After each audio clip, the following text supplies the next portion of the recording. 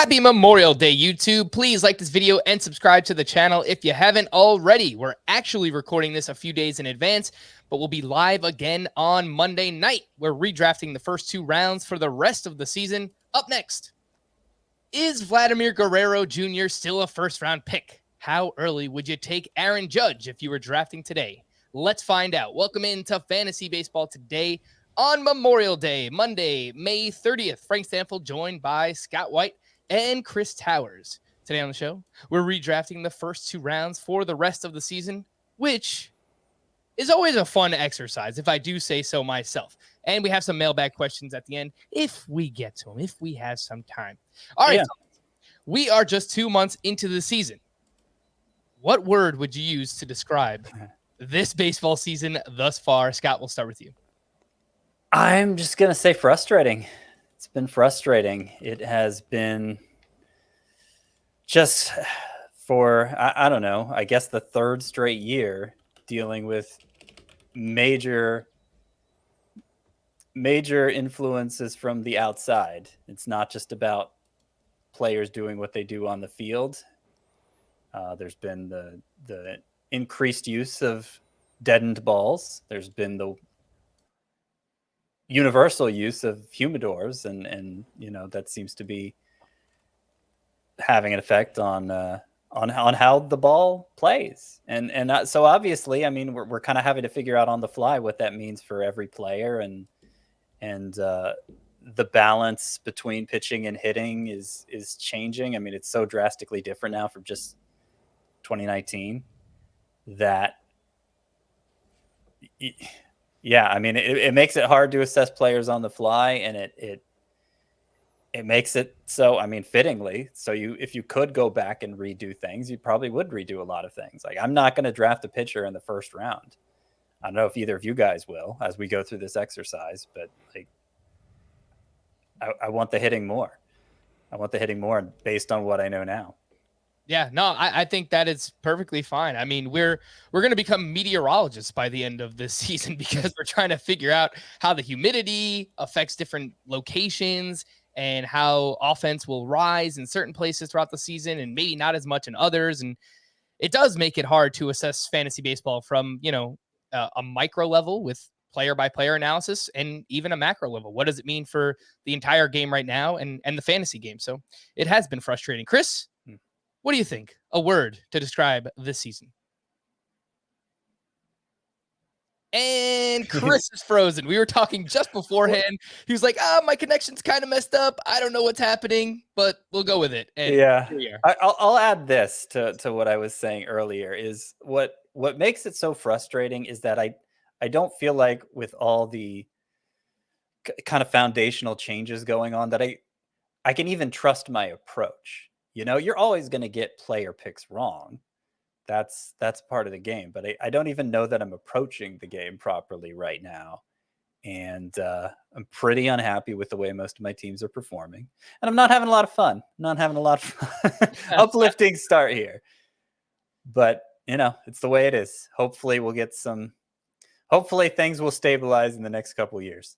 I hope so. Scott, the word for me was confusing, which I guess is not all that different from frustrating, but it was early on in the season. We had a bunch of contact pitchers excelling in April.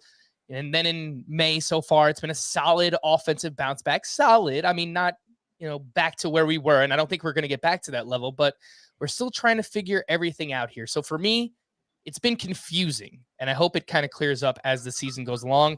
And here he is. Christopher Towers is back. How would you describe the season in one word? Can I use the word that Scott already chose? Because I think frustrating is the right word. You know, this is the thing about prognosticating sports is it's always going to be difficult, even with, you know, like in baseball. We have a lot of information that helps us make predictions about the upcoming season. We have thousands upon thousands of data points, player at bats, pitches, like all this stuff. We can get really granular with it.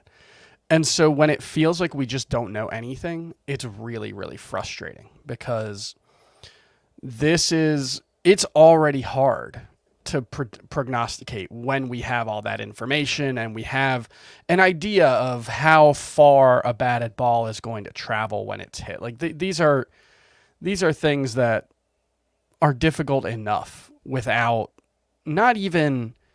I don't care if it's an extreme environment one way or the other. My preference would be for a little more balance. I think it's generally a bad thing when there's too many strikeouts and too little action. But mostly I just want a predictable environment. And that's what we haven't had is it seems more than ever the last few years. And look, it's possible that just this kind of thing just happened regularly in the past. And we just weren't attuned to it because we didn't have the level of granularity that we have now. You know, it's possible that that's an explanation and that we're hyper aware of these kind of changes. And these changes were, if not normal, at least happened in the past. And we just kind of chalked it up to, this is a good year for pitching, or this is a good year for, like, I would guess that's something that has happened in the past, these manufacturing irregularities in the ball and all that stuff. But well, I mean, if you're talking about the past as in like maybe the 80s were different, maybe the 60s were different, then I could definitely see that. But during the time people have been playing fantasy baseball, I mean, we have home run to fly ball rates going back to 2002. So this 21st year of them. Yeah. And there was this 6-year span from 2016 to 2021 where they were way up. And then everything before that, it was very consistently between like 9.5 and 11.5. And this year it's in that range as well. But during that 6-year span, the juice ball era, it was more like 12.5 to 13.5. And so it was, it really stands out. All right. Well, we're in it together, guys. Let's try and figure out what is going to happen for the rest of the season. And we'll do that with our redraft of the first 2 rounds. The way this is going to work, we're going to rotate picks until we get through the top 24. So we'll go Scott, Chris, and myself in that order. With that being said, Scott, you are on the clock with the first overall pick. All right. Well, I'm not going to think too strategically here in terms of I wonder what they're going to pick. Maybe I can get this guy with my next pick. I'm just going to go straight with who I think everybody should take number 1 if we're redrafting. And I want to stress from today forward, numbers already accumulated. It's not like we get those anymore. We're just predicting what happens from now on. Taylor Ward's not going to be drafted. I feel confident saying that. But number 1 pick for me is Mike Trout, because he has come back from the lost season looking every bit like Mike Trout, looking like the player who's been regarded as the best hitter in baseball for, the decade prior to last year. And at a time when offense is so unpredictable and unreliable, that's what I want. I want that assured studdom that I can count on Trout to provide.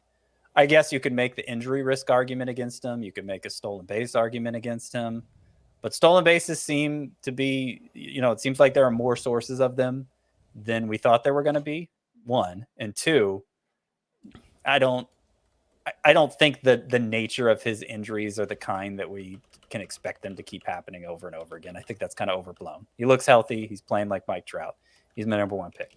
And the injury last year for Mike Trout was a calf strain. How has that affected him? Well, 0 steals, but Trout is still in the 95th percentile for sprint speed, according to StatCast. So I have a feeling if he wanted to run steal bases, he probably could. It's not really a part of his game anymore, but batting average, home runs, counting stats, OPS over 1,000, fantastic in points leagues. Plate discipline is still there, averaging 4 fantasy points per game. If I reference any numbers throughout the course of today's podcast, again, we're recording this on Thursday, dropping it over the weekend, so keep that in mind. And hopefully, nothing happens to these players over the next couple of days before this podcast comes out, because that would be terrible.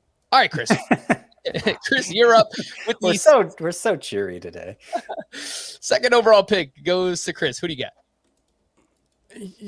It's interesting because I feel like we don't know anything new about Mike Trout. And I don't know, if you were fading him for injury risk, you should still be fading him for injury risk, right? Isn't that the kind of consistency that we I don't know. aim I for? thought people were fading him because they were afraid he wasn't going to be ready to go. I thought that factored into the decision making. I'll just say I thought people were fading him too much. Mm-hmm. And so I'm glad to see everyone's on my side again. No, I thought people were actually fading him did too much too. I did think he was going to steal bases more than he has, so I'm a little disappointed there. But yeah, he's awesome. Second overall pick. I'm going to go with Jose Ramirez, who, I don't know, it feels kind of lame. Like, oh, Jose Ramirez has been so good so far, so just take him. And it's kind of reacting to what we've seen so far. But yeah, he's awesome. And, Trey Turner's not hitting the ball as well as he has in the past. And so, the concern with Trey Turner when I was ranking him the number one overall player was, okay, if the power breakout that he's had the last couple of seasons doesn't sustain, is he really worth the number one pick? He's still going to be awesome. Jose Ramirez, there's no questions about his performance. He's as good as we've ever seen him, arguably. I mean, he's got an 8% strikeout rate so far this season without sacrificing any power. So, yeah, I think Jose Ramirez is just, I don't know, Trey Turner might have more upside. Maybe Juan Soto has more upside if you hit like 330 like he's capable of. But right now, I would go Jose Ramirez. Although, Look, I considered Acuña. Third base has been as terrible as we thought it was going to be. Like the gap between the haves and have-nots of that position is stark. So we're going to see as this plays out. But I have multiple third basemen in my first round for exactly that reason, and I also would take Ramirez second overall.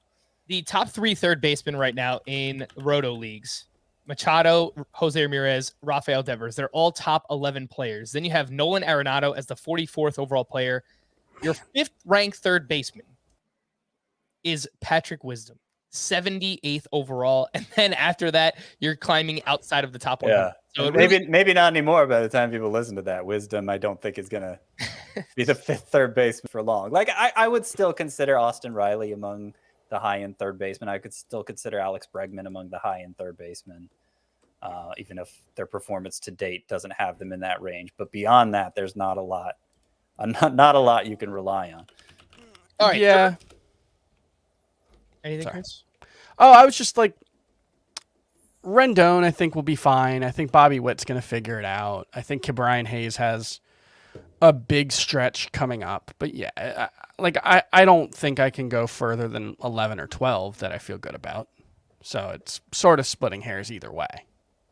All right. Well, speaking of Jose Ramirez, by the way, he is actually ranked higher than Mike Trout in both Roto and head-to-head points so far this season. Best version of him that we've seen. OPS over 1,000, career high WOBA, weighted runs created plus. Jose Ramirez is awesome. Third overall pick. I'll preface this that Ronald Acuña is dealing with a groin injury when we're recording this, so I don't know if anything is going to come from that, but he's been dealing with that and a couple other things so far, quad here and there. Maybe I'm overreacting. I'm going to take Mookie Betts, who is having a just ridiculous May so far, and maybe it's just confirmation. I needed to see him healthy, whatever it is. He looks like Mookie Betts, and he looks outstanding, and he's approaching a 300 batting average, and the power is there. 12 home runs so far. He has 44 runs scored in 41 games. That is a 173 run scored pace. No, I don't think he's actually going to do that. The speed has kind of fallen off over the past month. Everything else is there. He leads off for the best lineup in baseball. I think you go in a couple of different directions here, but I'm going with Mookie Betts, third overall. So I have Betts 9th, but I'm okay with you taking him third. Like I feel like so I have a written version of this out on the site already, and I felt like I have the right players in the first round, but I'm not at all confident in the order I put them. With Betts, I would just say 2 things. One is that like he is not going to sustain his current pace. You mentioned the runs. He's also on pace for a career high home runs. He's not going to hit a career high in home runs in this environment. I feel pretty confident saying that. He's also slowed down quite a bit in terms of actual sprint speed. 3 stolen bases so far. That's it's not a great pace, really. It's more like a 12. It's right around 10, yeah. Yeah, more not the pace we're used to seeing from Mookie Betts. And after the issues with the hip, and just given how deep the Dodgers lineup is, I don't know that there's much incentive for him to run. So that's why I have him lower in the first round. But like, I think you could take Mookie Betts with any pick in the first round and be pretty happy with it. Yeah, the 4.5 fantasy points per game so far this season is also better than Mike Trout. It's just behind Jose Ramirez. So Betts back on track. Awesome May. And Scott, you're back up 4th overall. All right. So you left Acuña for me. I guess I'll take Acuña. You got it. I wish he was in the lineup more consistently, but I think as the season goes on that it's going to become more consistent. He's, still in the early stages of returning from that torn ACL, but he's been running with reckless abandon. He's been stealing plenty of bases. The health of his knee has not hindered him at all. And if he was completely healthy at the start of the season, he would have been the consensus number 1 overall choice. So I think I'm happy to get him 4th overall here. 8 steals in 17 games is a 70 stolen base pace over 150 games for Ronald Acuña. So he is running a crazy amount right now. He's absolutely crushing the ball. 94.6 mile per hour average exit velocity for Acuña is the highest that we've seen from him. And the barrel rate is there. Everything's awesome. Strikeout rate up a little bit, but I think he should be great as long as he's healthy. That's what we need from Acuña. Chris, you are up 5th overall. I did want to quibble with if he had been healthy, he would have been the consensus number 1 overall pick. Because there's another guy who, if he had been healthy, would have been the consensus overall pick. And I didn't say if both of them were. I wish Fernando Tatis was closer, because I think he would be a really interesting player to discuss in the first 2 rounds. I don't know, given that he still hasn't been cleared to swing, whether he would make it into the first 2 rounds. I don't know if he made it into yours, Scott. No, I considered it, but yeah, no. It's tough to justify. So, all right, well, I'm going to go with the guy who, up until very recently, has been my number 1 player and is still in the top tier of players, Trey Turner. The power production hasn't been there. He's on like a 9-homer pace, 10-homer pace. He's on like a 40 steal pace also. He's hitting 290. So I'm not really concerned. Trey Turner, quality of contact metrics are actually all still pretty good, arguably better than they've been in the past, with the exception of the fact that he's hitting the ball on the ground more. And, maybe that will remain an issue, and he won't be the, 25 to 30 homer guy that he's been recently, but I still think he's very much capable of that. And so I still think you're getting absolutely one of the best 5 category contributors in the game. Weirdly on pace for fewer than 75 runs right now, which is stunning in that lineup. He's driving in bets. He's on pace. He's on pace for like 125, 130. So, if you add them up, he's on pace for like 210 combined, which is probably about right. And Freddie Freeman is on base a lot ahead of him too. So he's kind of making up for it with the RBI. And you're fine with that. Like that's RBI and runs are kind of interchangeable. I don't know. Maybe you built your team to have 110 runs from Trey Turner and he's disappointing you there, but probably not. I see very little reason to think that Trey Turner isn't going to be better moving forward than he has been so far, and he's already been pretty good. So, I think Trey Turner is absolutely still in the discussion for the number 1 player, especially in roto leagues. Head-to-head points leagues less so, but still an elite player. I agree he's in the discussion, and as I just said with Mookie Betts, I wasn't confident in how I ordered my first-round players. I put Trey Turner a little lower because he, among all the first-rounders that we're going to discuss here, I think it's the most questionable for him whether his power is going to play in this environment, and that's what's been lacking but the most so far. Not really. The way he's hitting the ball he should be fine for power. I mean, he's 89th percentile in average exit velocity. He is 89th percentile this year. He's normally closer. So like he's probably impacting the ball harder than he normally does right now, and still hasn't gotten the home runs. And I imagine that exit velocity is going to regress just based on his track record. A little bit, although he was 78th percentile in 2020, 73rd in 2019. So I do think like the breakout has been more about, you know, tapping into some of the latent power, but also hitting the ball in the air a little more. And so I do think like the 6.2 degree launch angle right now, I would bet on that being higher moving forward. Trey Turner's one of the few first rounders who I feel confident is going to be better moving forward than he has been so far. I agree with that, especially from a power perspective, as you guys have laid out here. His home run to fly ball ratio for Trey Turner, 7.7%. That's almost half of his career mark so far this season. And his average exit velocity on fly balls and line drives specifically is up this year compared to last year, yet his home run to fly ball rate is down. So that doesn't really make much sense to me. I think more power is coming, as we'll talk about later on with Freddie Freeman. I think the other point in Trey Turner's favor is he's the only second baseman we're going to consider. Second base has been on the high end, it's been even worse than third base, but it also has that sharp dichotomy between the haves and have-nots. Yeah. There's kind of a glob with solid talent at second base, but maybe not. Well, I mean, the high-end guys outside of, I mean, Trey Turner's been a little disappointing, but Albies, Marte, Merrifield, Story, Semien, it's like been rough.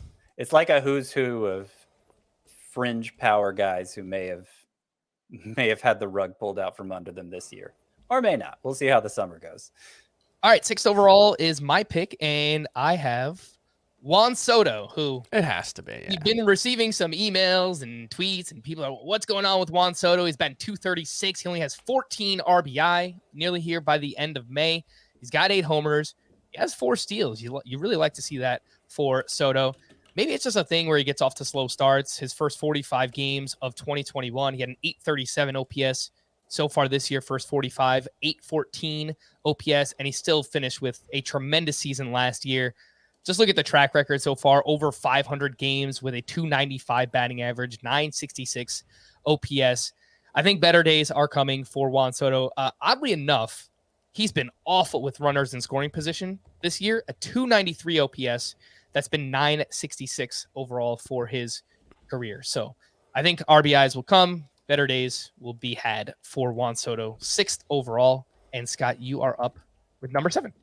Can you recap the first 6 for us? I do just want to. Juan Soto's fine. There's zero he doesn't have lineup protection. He didn't have lineup protection last year. Yep. He got off to a slow start. He had an 802 OPS on May 25th last year. He's fine. It's Juan Soto. Mm-hmm. Don't overthink these things. There are little things, line drive rate is down, hard contact is down a little bit, but I think those will even out as the season goes along. The top 6 picks so far: Mike Trout, Jose Ramirez, Mookie Betts, Ronald Acuña, Trey Turner, and Juan Soto. Scott, you are up. I'll go with Vladdy Daddy Guerrero. Hopefully he put minds at ease with his home run. I guess I should say last week. Maybe there's been more since then. I don't know. But he had been pretty quiet since that 3-homer game in April. And the launch angle had been bad in May, but it was fine in April, and, still impacting the ball as hard as anybody with the kind of contact skills that are rare among players who impact the ball that hard. So I think he's another very safe bat at a time when no one is safe. Mm-hmm. The one thing that stands out, well, I guess a few things. Ground ball rate being up for Vlad, which has been an issue in the past. He's got to improve that launch angle. And we spoke about this recently, but we had an emailer listen in. No, a listener email in. That would probably make more sense. About how Vlad crushed it in the minor league parks for the Blue Jays in 2021. But outside of those parks, he was a sub 900 OPS bat. So I didn't want to be in the position where I had to make a decision about Vladimir Guerrero. Doesn't have the track record of some of these other players. So doesn't run, which he doesn't have the track record, but he certainly has the pedigree. Like he was expected to be one of the best hitters in baseball, and finally became. I mean, he was the number 1 player in fantasy last year, even as somebody who doesn't run. And I don't think he's going to get back to. I don't think he's going to finish this year with 48 home runs. I'm not sure anybody will. Maybe Aaron Judge, but otherwise not. So I actually had him 5th in my article. I had him ahead of both Trey Turner and Mookie Betts among the players who've been picked so far. But again, that's just you. There's an argument certainly to be made for those guys instead. All right. And with that, 8th overall, Chris, you're up.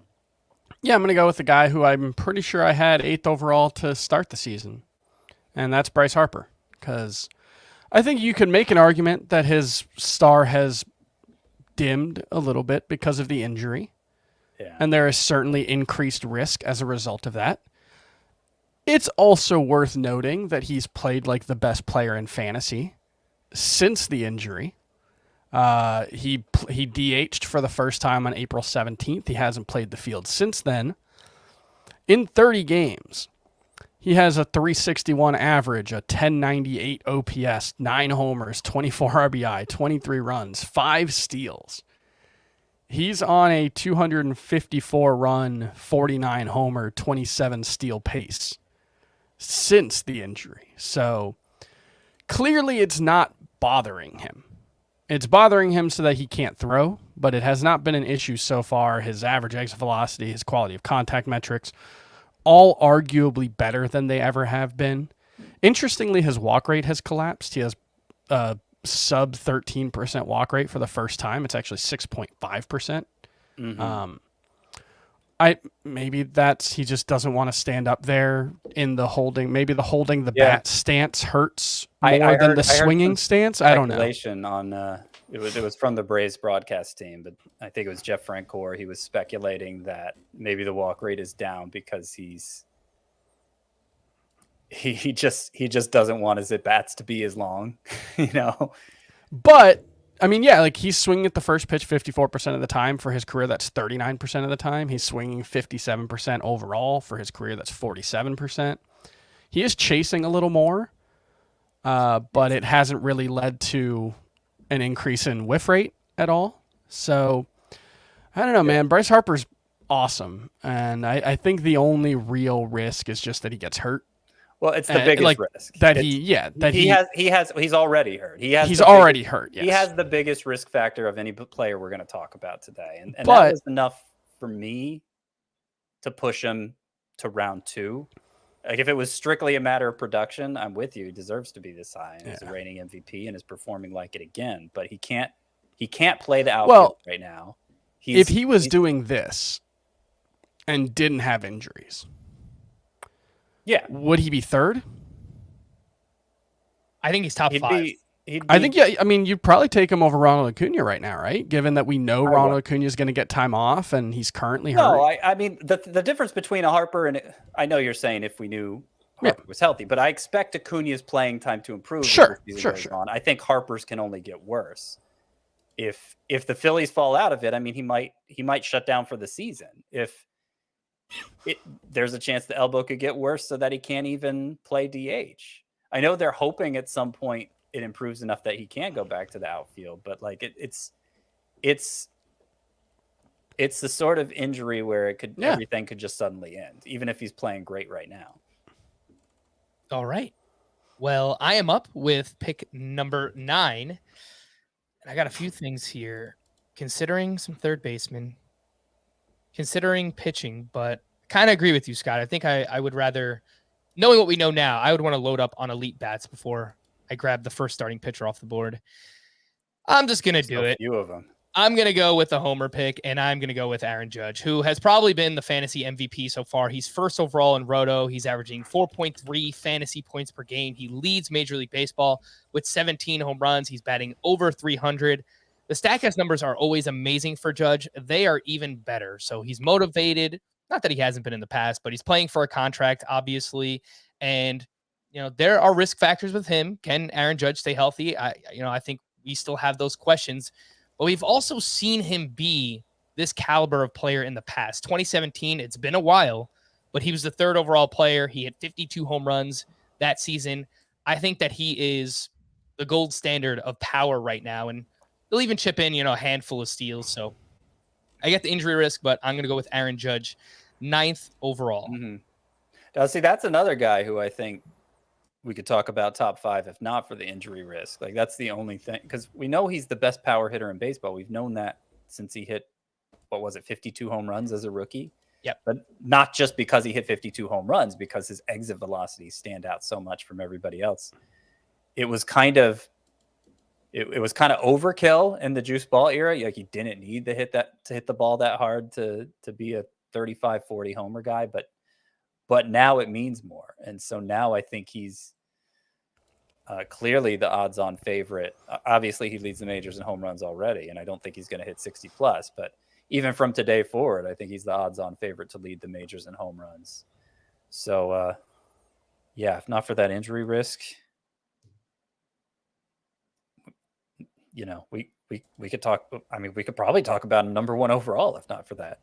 Yeah, I mean, the production is very similar to that of Mike Trout. It's actually been better. It's, can he keep it up? Can he stay healthy? Let's go to 10th overall. Scott, you're up. So I have 2 third basemen, 6 and 7 in my own personal rankings. I'm going to go with the higher ranked of those 2, Manny Machado, who the difference between him and obviously the other one's Rafael Devers. The difference mainly is stolen bases. Manny Machado, we've seen be a pretty good base stealer in the past, but it's been hit or miss over the years. He's clearly running this year, though.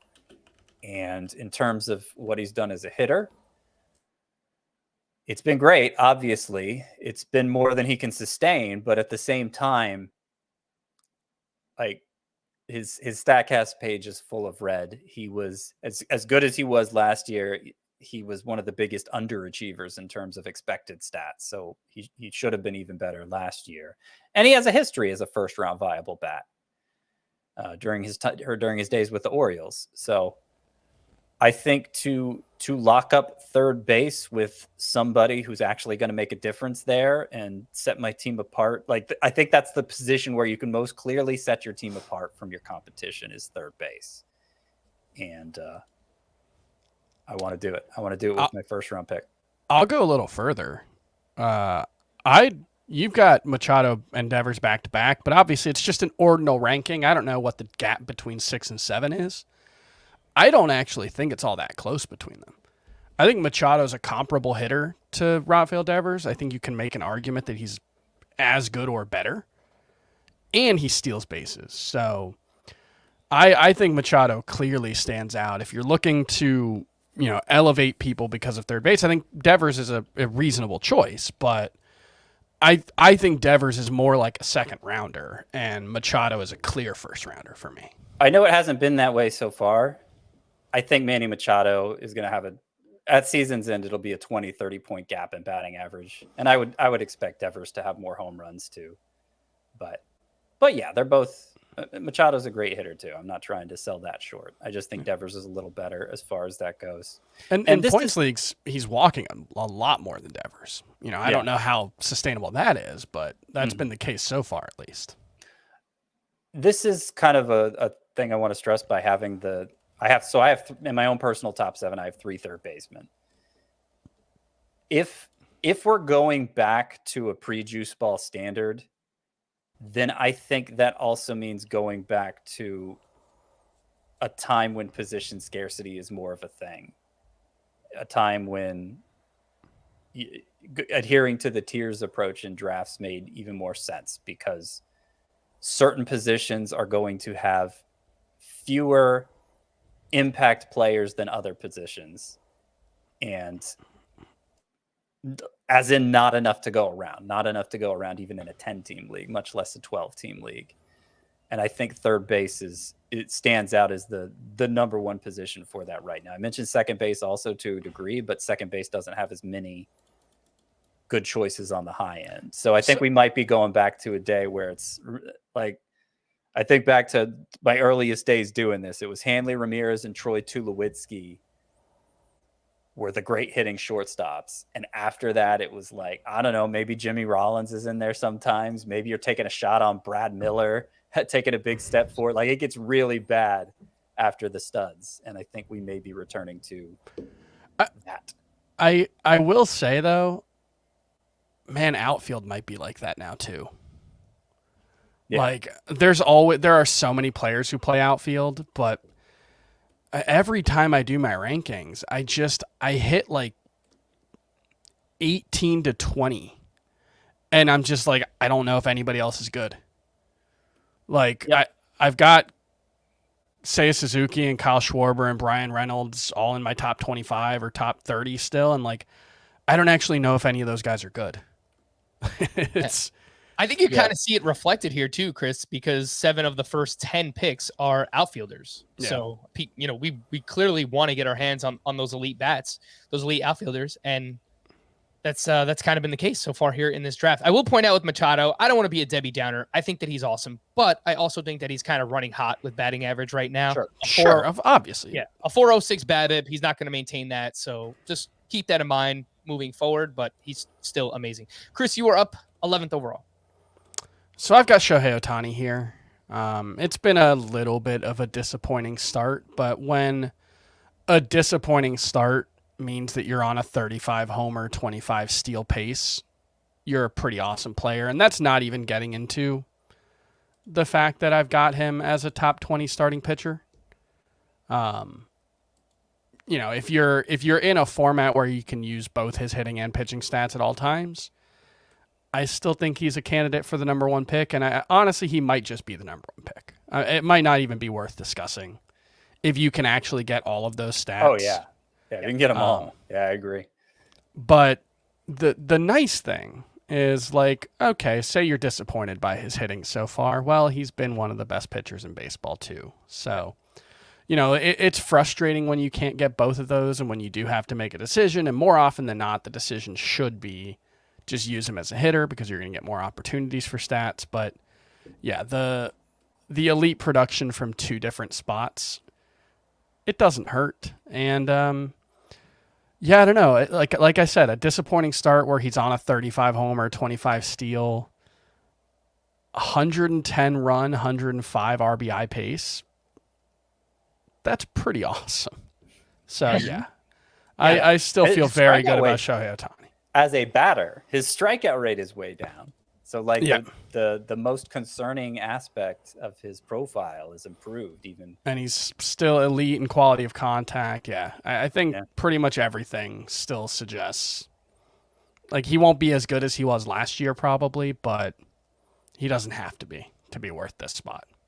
Yep, and just as a pitcher, I know you touched on it, Chris. He's ranked inside the top 20 starting pitchers for each of us. So, again, if you play in a daily lineup league where you can get all of Ohtani's stats, pitcher and hitter, he's likely the first overall pick. As a pitcher this season, he's 2nd in K- walk rate, 4th in xFIP, 2nd in Sierra. He's awesome. He is a unicorn. 12th overall for me. I'm debating a few different directions here. A couple of hitters that don't steal, but we've got that kind of position scarcity argument for them. Another hitter that does steal that's kind of gotten off to a slow start. And I'm going to go in that direction. I'm going to take Bo Bichette.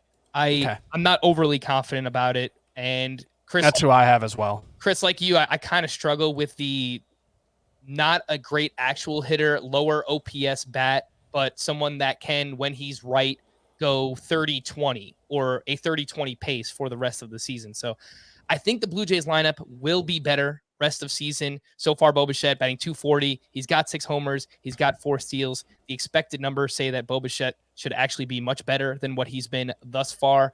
He's not going to walk very much, so that hurts him in points leagues. There are a few different directions you can go. I don't know that this is the right answer, but I'm going to go with Bo Bichette 12th overall.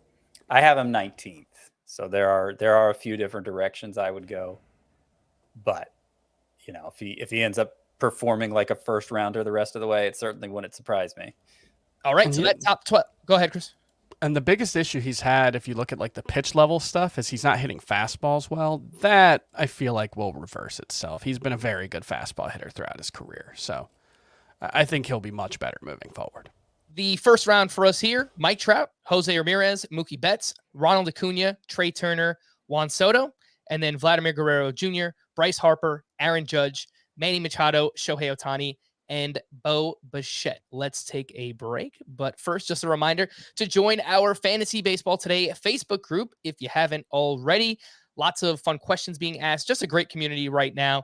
Waiver questions, dynasty, trades, whatever you've got, you can throw it in there, post it up, and people will respond. Have some fun there. Again, that's facebook.com/groups/fantasy baseball today. We'll take a break and we'll be back right after this. Let's jump into the second round of our redraft, rest of season. Move a little bit quicker on these picks. And 13th overall, Scott, I have a feeling I know where you're going. Well, yeah, because you have my list in front of you. It's the one that's published. Yeah, Jordan Alvarez, I think is a pretty easy call here. Wait, Scott. You skipped somebody. Oh, oh, neither of you took Devers. No, we didn't. Oh, jeez. Okay, well then, Rafael Devers. That's an even easier call. Yeah, he's my 7th overall player, and he just seems to keep getting better as a hitter. It just seems to keep getting better. He's one of the few who I think his opposite field power still translates. He's a guy who likes to drive it the opposite way, and he drives it the opposite way with enough authority that even with the ball being deadened, he can still send it out that way. And yeah, I mean, I have no reservations about him as a hitter, and he happens to be one of the few standouts at that terrible position. So Rafael Devers. Definitely considered him with that 12th overall pick that I made with Bo Bichette. Rafi Devers is awesome. One of those top 11 in Roto right now. 3 third basemen inside of that top 11. He's amazing. Chris, you're up with the 14th overall pick. Yeah, I'll go with Freddie Freeman, who is another guy who hasn't really moved in my rankings one way or the other so far. I think I had him 12th coming into the season. I believe I have him 12th overall right now. He hasn't been quite as good as we'd hoped, but the underlying numbers are all still terrific. He's still hitting a ton of line drives. He's still hitting the ball really hard in the air. So, like, a 297 batting average is excellent.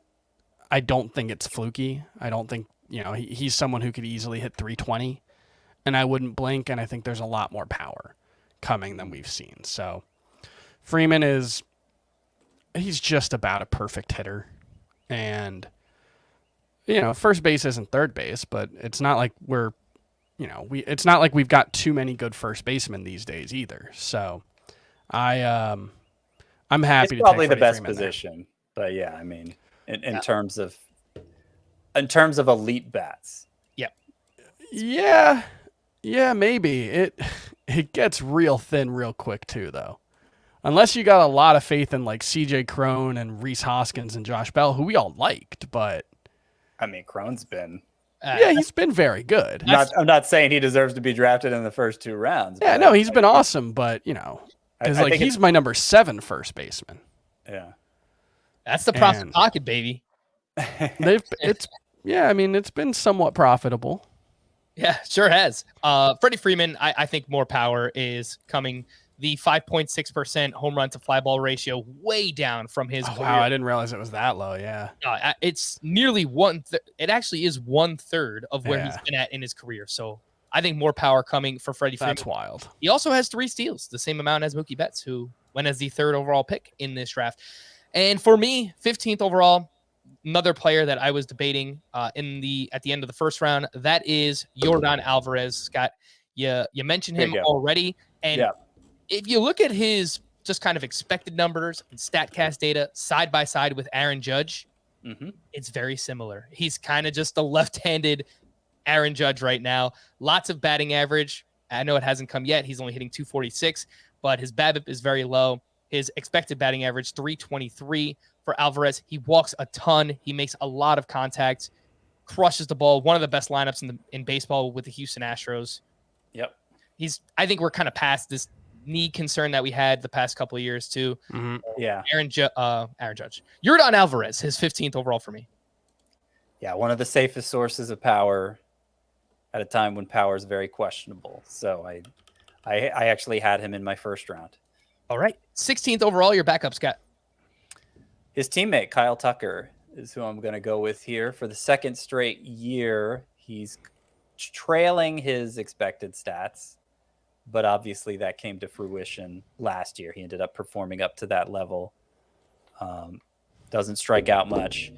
I think the most encouraging thing about Kyle Tucker is that he's doubled down as a base stealer after how many did he have last year? Like 14. It was a range of stolen bases where it wouldn't take much for him just to become not a base stealer anymore. Mm-hmm. Well, he's already at 9 this year, so he's gone the other way. He's made that even more of a focal point of his game, even though he's not that fast. Well, doesn't matter as long as you're running. Yeah, so I think Kyle Tucker, it's kind of like I prefer him to Bo Bichette, 2 bounce back candidates there. You mentioned Bo Bichette's expected stats look good. Tucker's look even better. Yep. Plus, Tucker's been the more prolific base stealer so far. The only thing I would say regarding Tucker versus Bichette is Tucker is still hitting curiously low in that lineup. He still hits no higher than 5th, often 6th a lot of days. And that's going to cost him counting stats, especially if we think these two lineups are fairly similar. Bo Bichette already has, 15 more plate appearances in the same number of games. So that's not a huge deal. But over the course, it's an extra plate appearance every 4 games or so. Mm-hmm. But, if you think they're fairly close, that could be a tiebreaker. So I also think it's reasonable to think that it's not that close and Tucker's better. Mm-hmm. Yeah, no, those are definitely 2 reasonable takes there between those players. And Tucker's hitting 240. His XBA is 296. The 9 steals in 43 games. That is a 31 steal pace over 150 for Kyle Tucker. So as you cited, Scott, you love to see it. Chris, you're back up 17th overall. All right, let's break the seal. Let's get our first pitcher out here. And I've kept Garrett Cole as my number 1 starting pitcher all year until 20 seconds ago. But I moved Corbin Burnes 1 spot ahead of him in the overall rankings, 1 spot ahead of him in the starting pitcher rankings. So I will take Corbin Burnes. They've actually been very similar so far this season. Both of their strikeout rates are slightly down from last season, but they're both still in the 10.5 K per 9 range. I think the evidence suggests that since the sticky substance ban, Cole is still an awesome pitcher, but I think Burnes is better. And you know what flipped it in Burnes' favor for me just now? Same number of starts. He's thrown 6 1/3 more innings, which I found quite surprising. I can't remember. Garrett Cole did have the 1 outlier short start, 1 2/3 innings that could be skewing that, but yep. I don't necessarily think that Corbin Burnes is at like an innings deficit anymore, at least. All right. Yeah, I think Burnes is a clearer number 1 than Cole is number 2, actually. Though I do have Cole number 2. All right. And will I select Garrett Cole? No, not yet. 18th overall. I am going to go with Luis Robert. I loved him coming into the season, and nothing has really changed to kind of dissuade me from believing in Luis Robert. The strikeout rate is actually down again, so he's making a ton of contact. He's hitting 285. He's got 6 homers, 6 steals. He's missed some time. He's on the COVID list right now when we're recording this, but the expected numbers are awesome. And the ground ball rate is curiously high for Luis Robert. And based on what we've seen before 2022, I would expect that to drop back down a little bit, and hopefully we see more power coming. And overall, the White Sox lineup just improving. Jose Abreu hasn't lived up to expectations. Neither has Yasmani Grandal.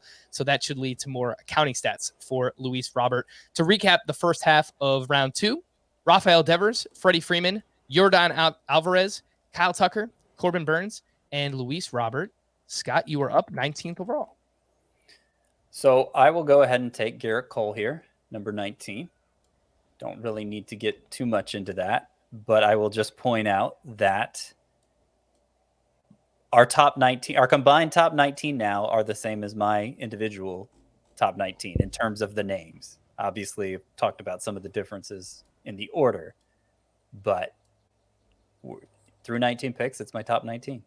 All right. Garrett Cole got off to the slow start this season, but his last 6 starts, he's got a 2.45 ERA, 2.19 xFIP, 50 strikeouts to 5 walks over 40 1/3 innings pitched. It looks a lot. It's still great. Like I get the sense people are disappointed in Garrett Cole, but he's not like an outlier at starting pitcher anymore, but he's still amazing, and you don't need to be disappointed. All right, now's where things get interesting because the easy 19 are down. Yeah. And you are up, Chris, 20th overall. So for me, I have a starting pitcher, and I would guess we all have starting pitchers ranked next because it does feel like there's a drop in hitter quality. My next hitter is George Springer, who's been a little disappointing. So I'm going to go with Carlos Rodon, who is my number 3 starting pitcher. And it's sort of like Trout and Judge, and I don't know if there's any other players like that so far, but if there were no questions about health, I think you could make a case that Carlos Rodon would be the number 1 starting pitcher.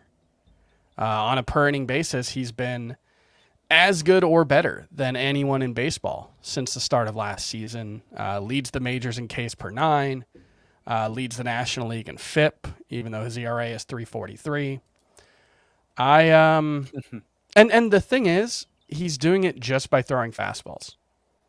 He's just throwing like 70% fastballs, and that's an amazing pitch, but his slider is also an amazing pitch. So it's the kind of thing where if he needs to make some kind of an adjustment, I think Carlos Rodon is well equipped to do that.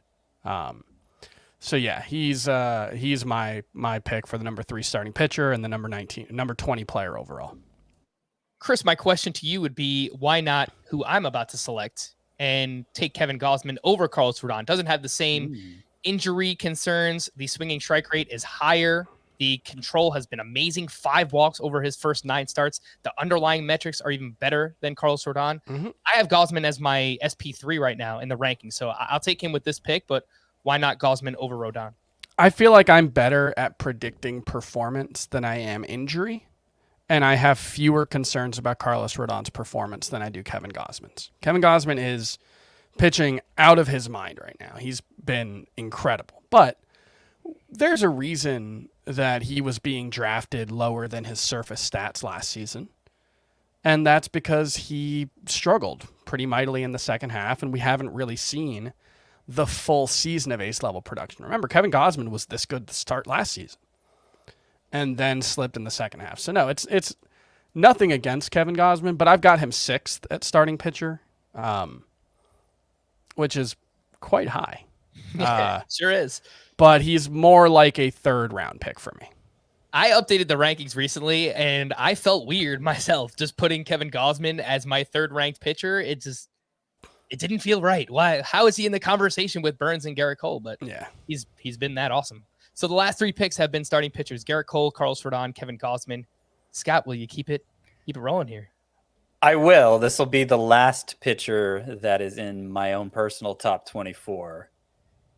And it's this happens to be my number 3 pitcher. So we each have a different number 3 pitcher, but all 3 of ours are in my top 2 rounds.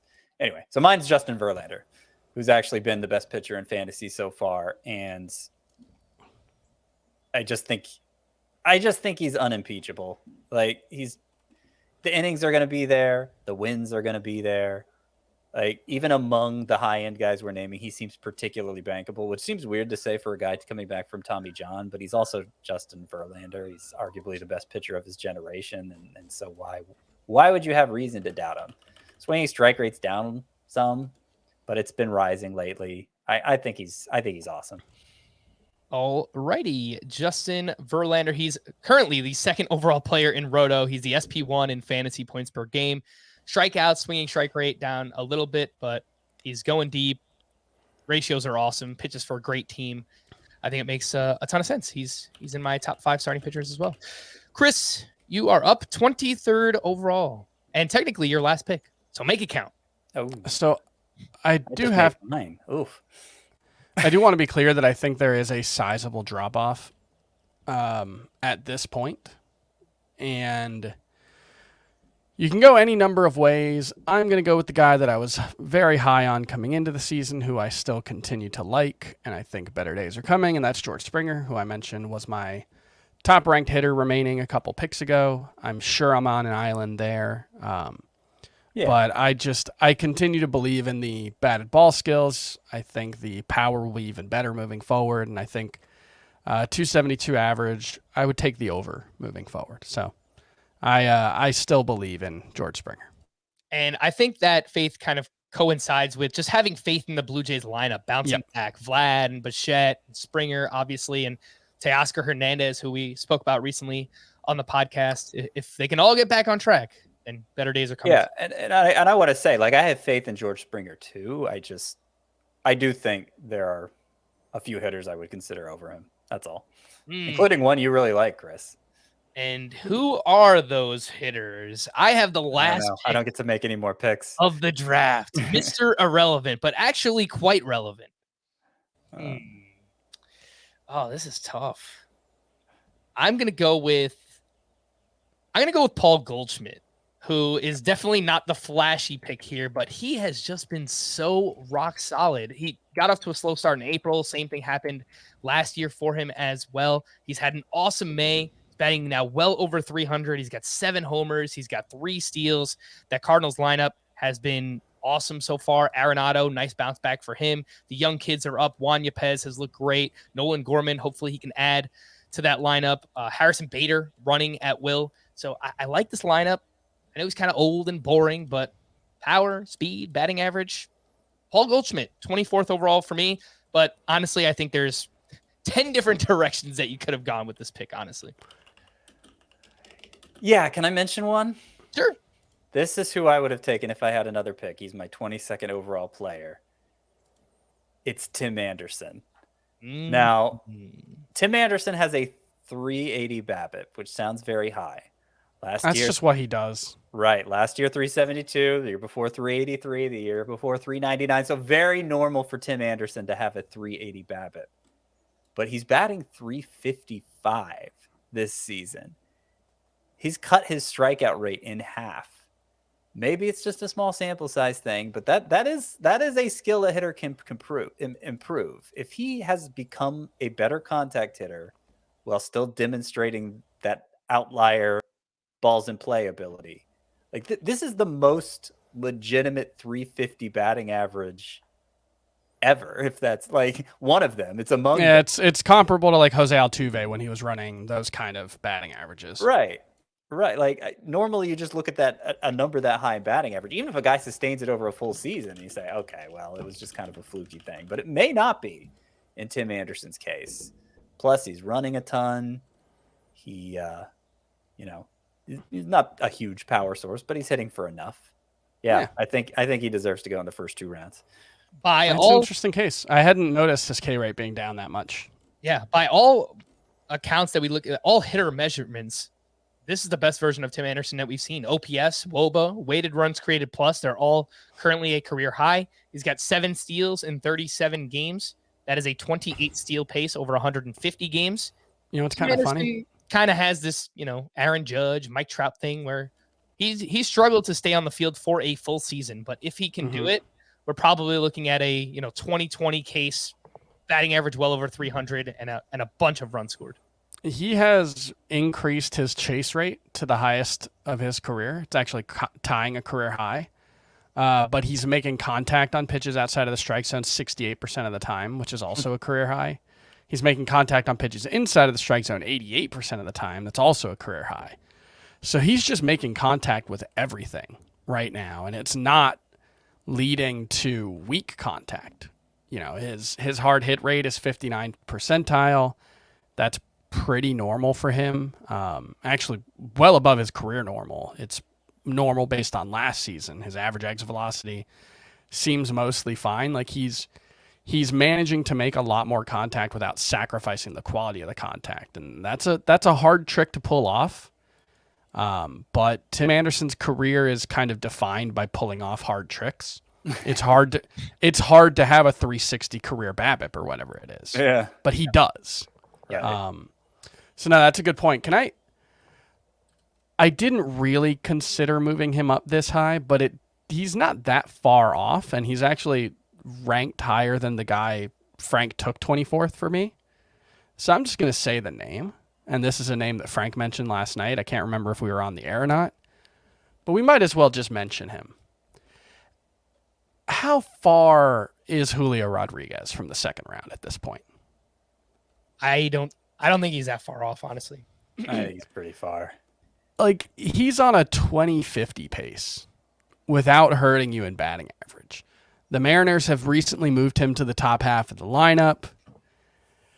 He's on an a elite 2050 pace. How is he on a 2050 pace when his slugging percentage is like below 400? He's got 5 home runs.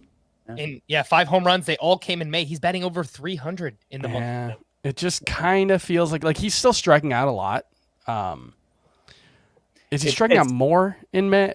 Yeah, he's striking out. No, he's cut it to about 26% in May, which is perfectly reasonable. He's still running a ton. It's probably a big assumption that he's going to sustain this steals pace. That's the main thing, I guess. Yeah. But it totally rely, and going this high would totally rely on him doing that. Yes. I'm just saying it's an elite. I'm just saying we're going to do this exercise probably at the All-Star break again. Mm-hmm. You may have changed your mind by then. Okay. Yeah. And even if the steals pace comes down, if we're talking about a 25-25 hitter with a 280 batting average, that's a top 24 player. So, and I think the steals pace will slow down, but I didn't think he was going to run this much to begin with. So he's kind of like, he is an outlier in that regard. Right. And the way they're letting him play, maybe he just continues to be an outlier. You know, he was on a 40 steal pace last season at an efficient pace as well. So I wanted to mention him. Yeah, that's fair. Fair enough. A few that just missed the cut here, according to Scott's article, which you should go read. Go check it out on the site. Jose Altuve, Nolan Arenado. Actually, Pete Alonso was Scott's 24th overall player, so we didn't even get to him. But Walker Buehler, Jazz Chisholm, Trevor Story, Zach Wheeler, Joe Musgrove. Alek Manoah was not on that list, but I think he probably is pushing towards that list. Byron Buxton. Byron Buxton. Ooh. If not for the playing time issues, because they don't. They're just sitting him so often. Yeah, so those would probably all kind of take up the third round. I'll just ask. We'll wrap up with this one. Scott, where would Fernando Tatis? Do you have an idea of where Tatis would land if you were kind of just playing this draft out a little bit further? No later than round 4, maybe round 3. I kind of wanted to get him in my top 2 rounds here. It's just, the fact he hasn't even started swinging a bat yet, that makes the timetable very questionable still. If it looked like he was going to be back within a matter of 2-3 weeks, then I might have been able to get him as high as round 2. All right. Makes sense to me. We're going to wrap there for Scott and Chris. I am Frank. Have a happy and healthy Memorial Day, and we will be back again tomorrow. Bye-bye.